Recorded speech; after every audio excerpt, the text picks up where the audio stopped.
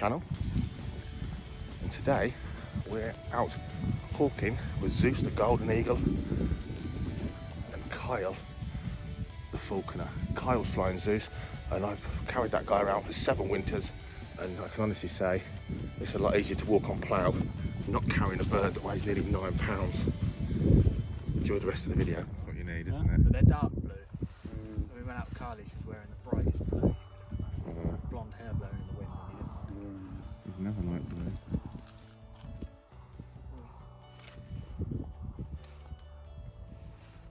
Makes you look even smaller.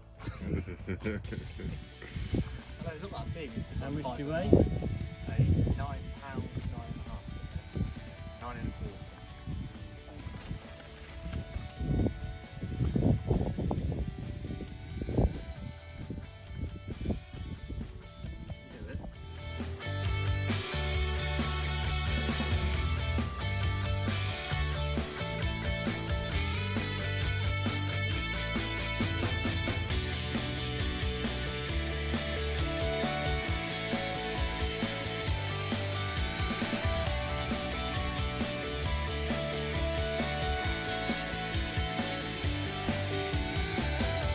Out with Zeus the golden eagle. We've got a good friend of Kyle's, Gerald, and his son-in-law Chris over from Switzerland. Just hopefully see a little bit of eagle falconry. The weather's kind of cold, it's very, very damp. We're just pulling out a little line and just having I'm not really concentrating, we're having a quick walk, see if we can put anything up. Gerald's had 2 knees, so walking for miles over wet plough is probably not going to do him any good. So at the moment we've got him up on the pathway, the track, while we see one. While we do a little bit of leg work, you know. So, typical English sort of winter weather, grey and damp. But we'll see what we can see. So we've got a nice form here. Have a look at this. So this is a hare's form. This is where a hare that can weigh 9 pounds or more disappears into the landscape. You can see its, hold on, you can see its takeoff prints, its rear footprint pressed into the ground, ready to spring into action. And a 9 pound animal with super long legs can not only vanish into the landscape, but use that as his launch pad to go from 0 to 46 miles an hour in literally a couple of seconds. Anyway, I'll check back in with you soon.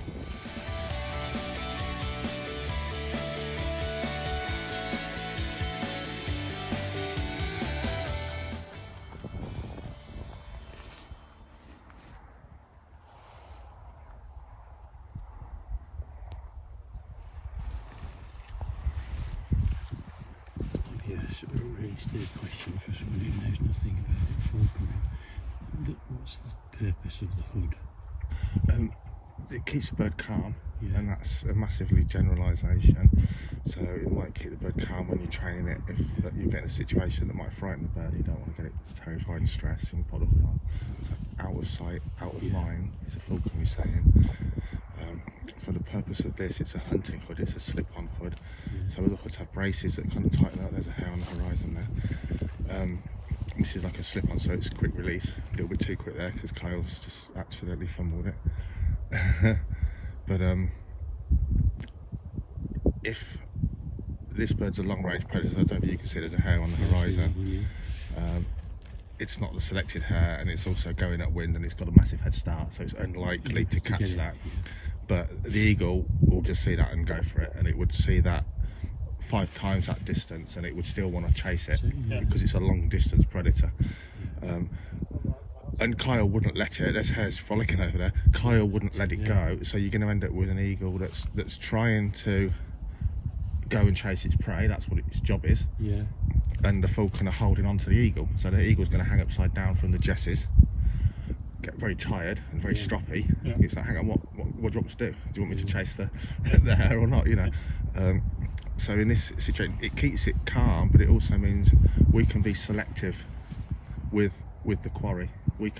We know what he's not likely to catch in a million years, so there's no point letting him chase stuff, and then you've got to go and find him, or maybe, you know.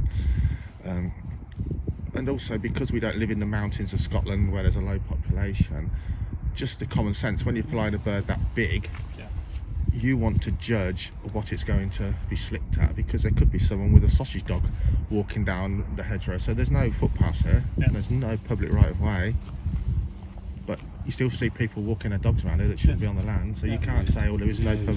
So you do have to, it just gives you that selective thing. Zeus is fantastic, he won't chase dogs, but certainly with a young eagle you've always got to be careful.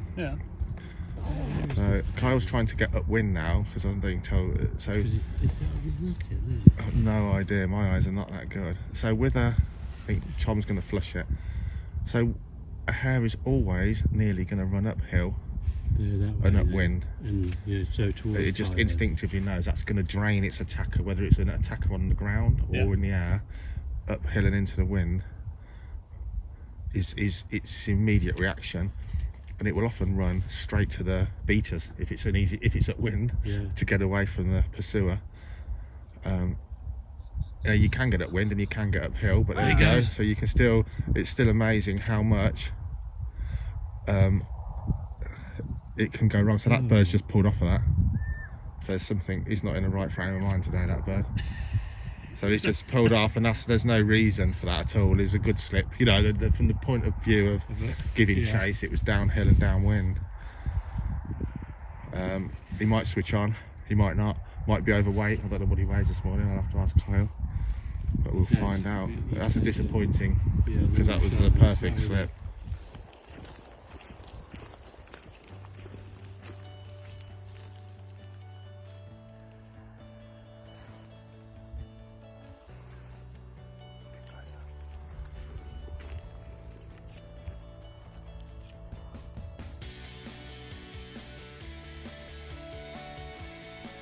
See the eagle getting restless. Golden eagle is often really restless once he's in the hunting field until he's had a couple of slips to burn off that pent up energy. Which is a bit annoying from the falconer's point of view.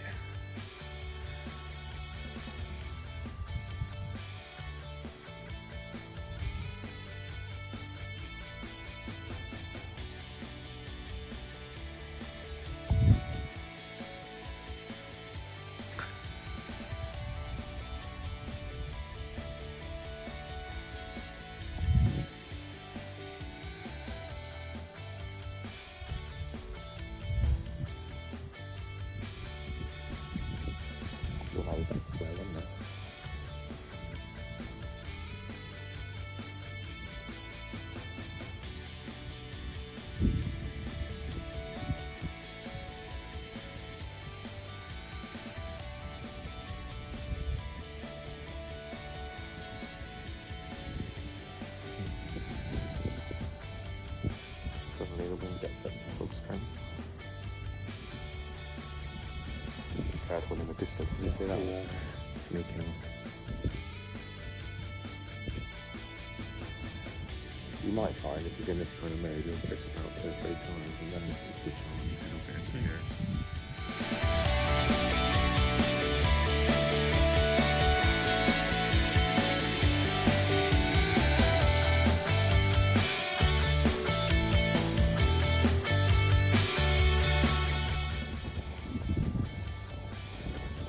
Fun of a wet plough.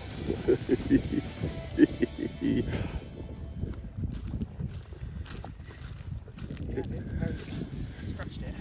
I really just snagged some fur. On his talons there.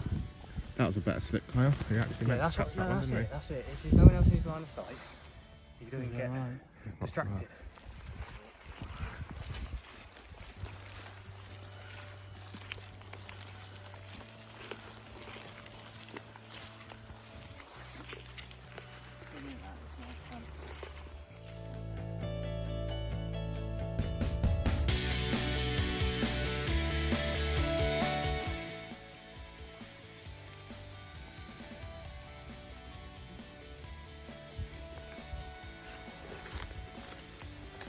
Right slip, that's like everything's in balance, and it's like, Oh well. it's difficult. So off of camera, because I don't think there's any point, because I didn't think we'd get in there. This dried up pond full of brambles, often produces muntjac and things, and we haven't got a stick, believe it or not, and we haven't got a dog, and neither of us wanted to wade through there. It's sort of neck high brambles now. So Tommy threw in a couple of rocks. Literally, one almost landed on a fox's head, which bolted all the way across there. And of course, Kyle was waiting over here, and so the eagle couldn't see it until it was going through the gap. And then, just as we got him back, literally a muntjac came out of here, such a tight turn, and ran into there, which actually resulted in Kyle having to go and get the eagle from somewhere right over there. That couldn't even, no chance of it turning and off the fist and getting over there. We need a giant goshawk for that, for sure. So I'll try and film something next time.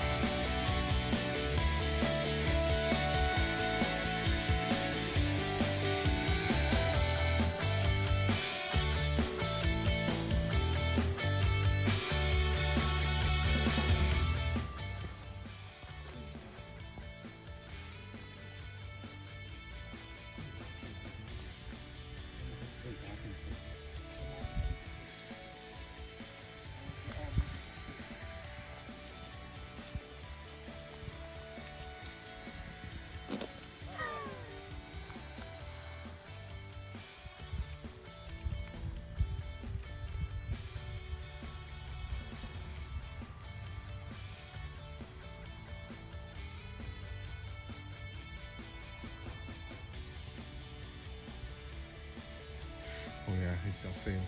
Wind change there.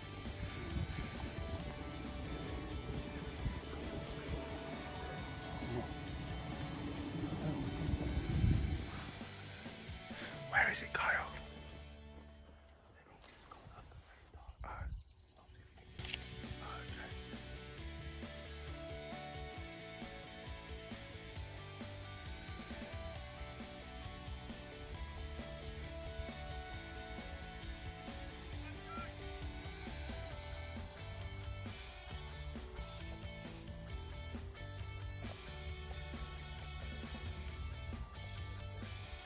Here it goes.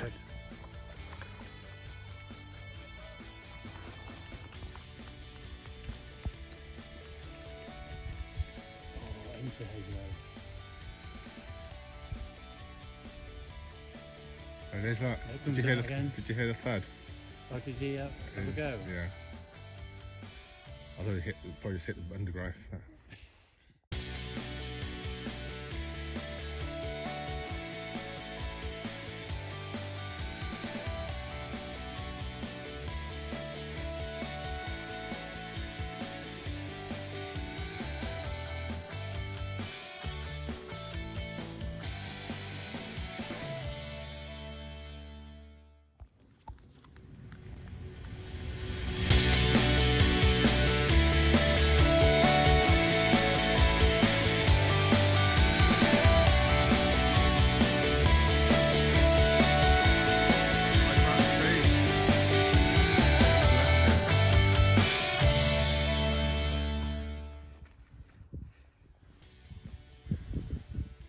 It's also... Kite thinks there's some pickings there. Oh, they follow you around all the time when you got another bird. They literally think, well, what's that got? Yeah, What's I'll that have some bird of got? that. Yeah, there must be some food there. I think it was last week Kyle counted nine or 10 above him. Just following around. And... Funny, isn't it?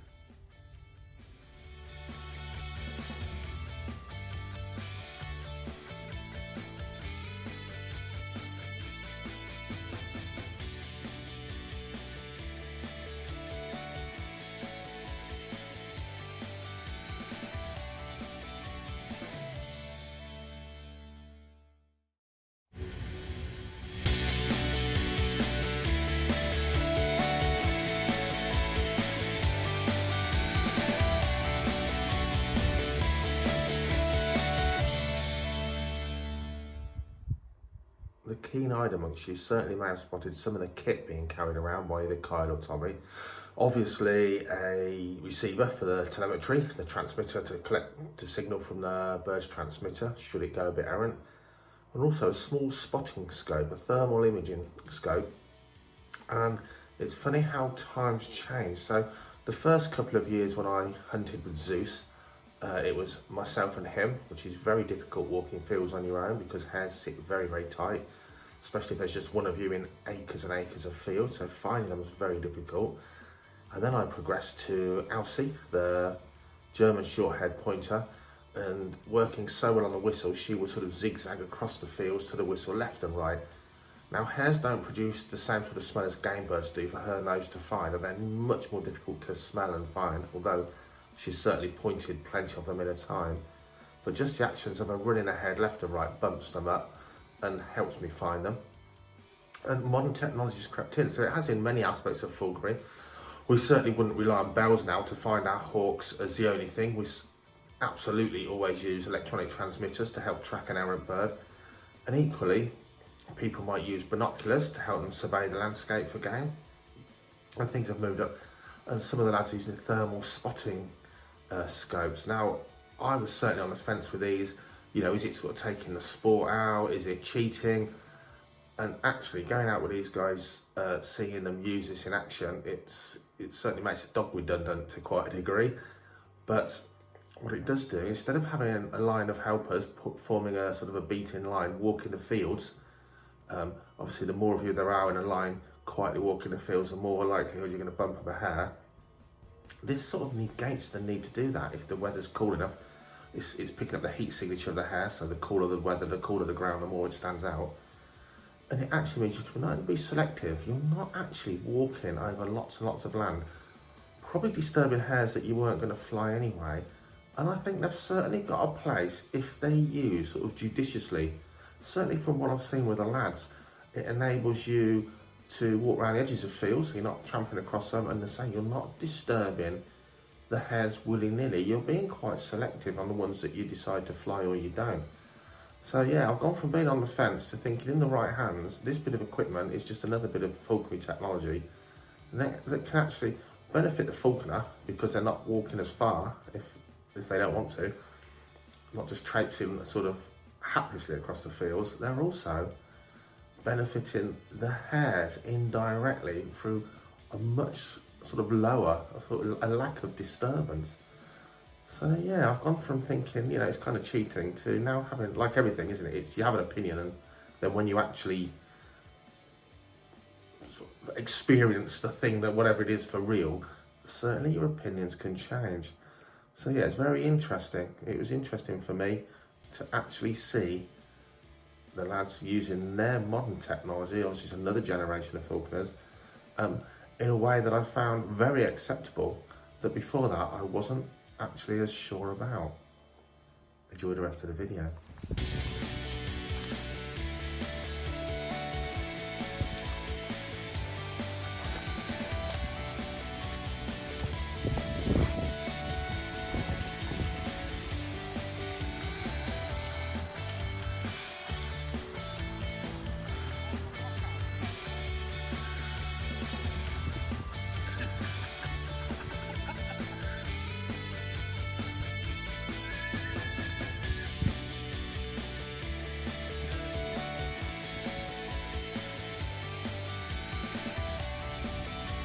Tired now, Sarah's just ditch just started to come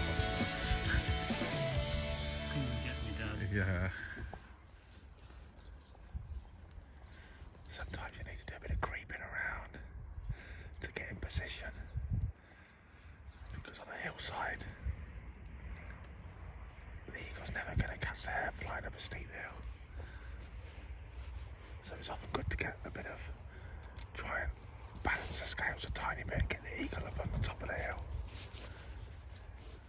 to give him that advantage of speed. So Kyle's going to try and circle round the hare up the field into this next field. And then one of us, if it doesn't flush, one of us can flush the hare below. Whether or not it sits, we will find out. Everybody's waiting and watching for Kyle to get in position. And we're on this, which is a lot nicer than walking on this, that's for sure. Always got clean wellies.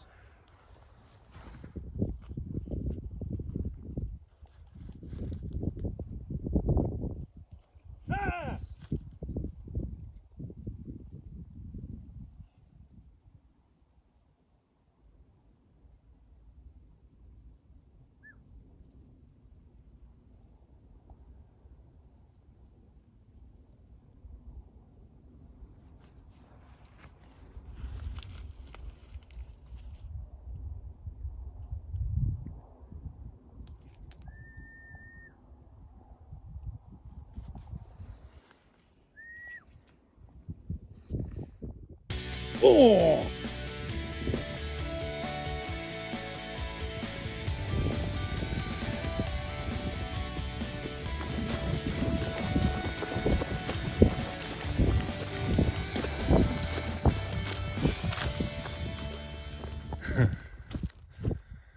And that's how it goes. You're filming and filming, nothing and nothing and nothing. Hair's breaking cover in the wrong direction. You put up a hair in front of the camera, immediately turns up a steep hill, eagles off the glove, and another hair gets up down the other side of a steep hill on the flatlands. And in fantastic style, the eagle takes that one, and it's the other side of the hill. Chris has come all the way from Switzerland to see golden eagles in action, and everybody else in our tiny team. And that's falconry. Any form of hunting, just like fishing. You can't make it happen. You can engineer things to try and set slips up to be exciting and very sporting. And of course, anything with a brain does what the hell it likes and what it fancies in the moment. So we've had a lovely walk in somewhat cool but beautiful scenery. I've had a good bit of whispered banter, and Gerald and Chris have sort of learned and understand a lot more about how eagle falconry works and how incredibly difficult it is. This eagle's probably slipped at getting towards double figure slips today, and I've asked why he hasn't taken certain things on at certain angles and how we missed that one and so on and so forth. It's an incredible form of falconry, because although people see a huge golden eagle and think, oh, that must annihilate everything, it's actually, in numbers wise, actually relatively difficult in good sporting setups for the eagle to make contact with prey. And that's what it is. That's why we climb mountains. Other people climb mountains. It's incredibly challenging, and then when it's done right, it all comes together. And in this case, it did come together, but only Kyle really was the one that witnessed this one due to the hill being in the way. It snuck out the long grass with its ears down, crawled along, and he saw it from down here. I thought it was a rabbit. Oh, really? Yeah. So Zeus is actually, what Kyle said, quite a small hare, which is always going to be a tempting thing for Zeus to put everything into, because it's got the hill in its favour and a relatively small prey, quarry animal that is not going to put up a fight and is going to be, from a predator's point of view, easy to subdue instantly. And with eagle falconry at hares, there's no need usually for the falconer to assist. The animal is dead on impact. It's pure nature. It's, you know, falconry is probably the purest form of hunting, and eagles on hares, they're so hard to catch, and when they do catch something, it's over in milliseconds. Problem. And Kyle has already developed a fantastic partnership with this eagle, where he's helping the eagle feed and break into its kill. And the eagle's not panicking and thinking you're robbing me and you're eating my dinner. It understands Zeus very well. And the work that went into this eagle in the beginning was all Think how about hard he's worked. making him If I realise just took him off it, the falconer's his friend, and no, not a robber or an enemy or a slave master, completely the other way around. I know he's got his hackles up, and he's excited. He knows I'm not going to steal it. Especially if I pull the juicy bits out for It's it. certainly a small hare It's gruesome, for isn't it? this land. Most of the hare's weight is much more than the eagle on a hare.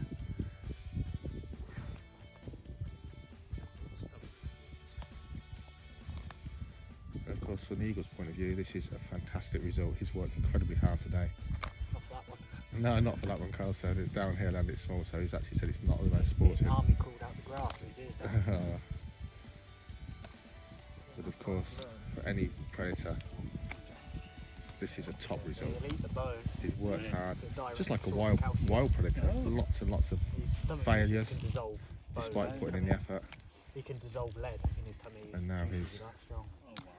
being very So what we well have to rewarded hope, if you don't get it on this for a good estate, feed of hot food. if it happened, is that could have been wounded with a shot. Different falconers have different ideas, So some people, but from my point of view, feeding ready in well their pocket, on their kills Let is them a feed on really a pile of important safety. for the bond between the falconer and the eagle. And But to it's drive the all eagle cold. on, he knows it's worthwhile. warm. Kyle's not just getting some and cold blood meat out of is his like, pocket. fresh blood is like full He's of energy. rewarded with what he's So caught, their head was as he would be in nature. A fillet steak mixed in with Red Bull for him, it's the best. There you can see Kyle's hands are covered in blood, just like a butcher or someone preparing food for the table. And the eagle's not trying to attack him or bite him or foot him or. And that's the essence of falconry, having such a fantastic bond between you and your. Well done, Gerald. Chris, Well done. brought the luck. 2 months. So, I think so. Has it been 2 months? Good job. Chris on the left here, so he's come all the way from Switzerland to not see an eagle catch It's a its shame natural that quarry. when he got level with the hedge, when I you did come tell down him straight that Kyle line, probably got it out of his started rucksack or coming this way something quite earlier. quick. I thought, I just saw it and it was like slinking out, shuffling out the grass. That was it. So the flight actually started way up there in the distance.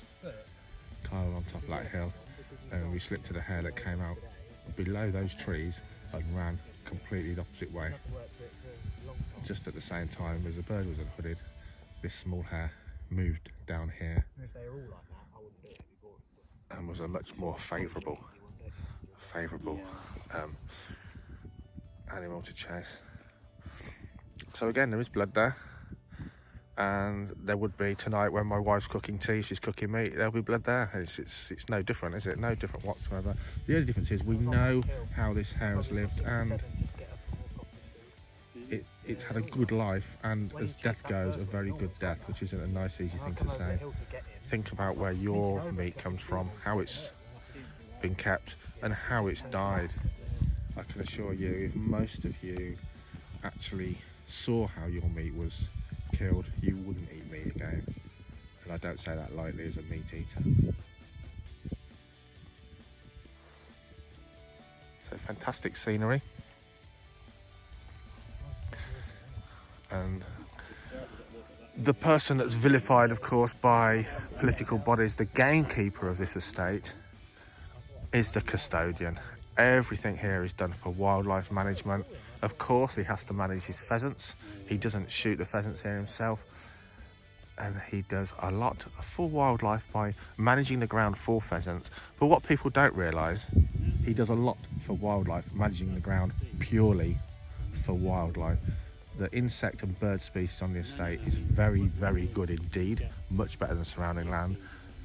And from our point of view, the hare numbers are high because he will not let anyone hunt hares on this land. He preserves the hares, he makes habitat for hares, and he's anti-hunting hares. So why does he let us fly hares without eagles? Because he knows the success rate for eagle falconry compared to shooting or lamping hares is incredibly low. And of course, just like wild eagles, they're generally going to catch the less intelligent, the less well developed, the weak and the old, just like golden eagles would do if they lived here in the wild, which of course they don't, due to there being way too many humans. It's not I was eating all of that leg. Oh. So he stepped up, there's no fuss. Yeah. Kyle's blocking that with his body. Yeah. He can put that in his bag. The eagle's now concentrating on eating on the glove. Lift it up, yeah. And there wasn't a single hoo-ha or huff or robbery there. So we can talk a fair exchange, no robbery. And the bird's finishing off his whole day's rations, and probably most of tomorrow's rations. He probably won't do anything tomorrow now. It'll be a rest day and let him digest the big meal. Yeah, today he'll probably have a daft tomorrow, and then he'll probably be ready to do some exercise training the next day and hunting the following day. Yeah, so if you're hunting 3 days. And that's what you're looking for when you train any bird of prey, is that fair exchange, and a bird that completely relaxed, that has no animosity to you. He doesn't. Yeah, he's we're nearby, he doesn't know us, and he's like putting his hackles up, but there's no... I think if you was that nervous, then he'd be even more showy offy, but you just tell him stop being a soppy git. Yeah. So the first time he caught something, it took him a whole season to actually catch something. Yeah. Lots and lots of flights, and he finally caught a hare, and he was so excited because we'd done lots of lure work and carcass. So we practiced this with pre-killed animals, that we've already got out of the freezer. But of course, when they finally catch something the first time, they know it's completely different, and they've killed their first kill.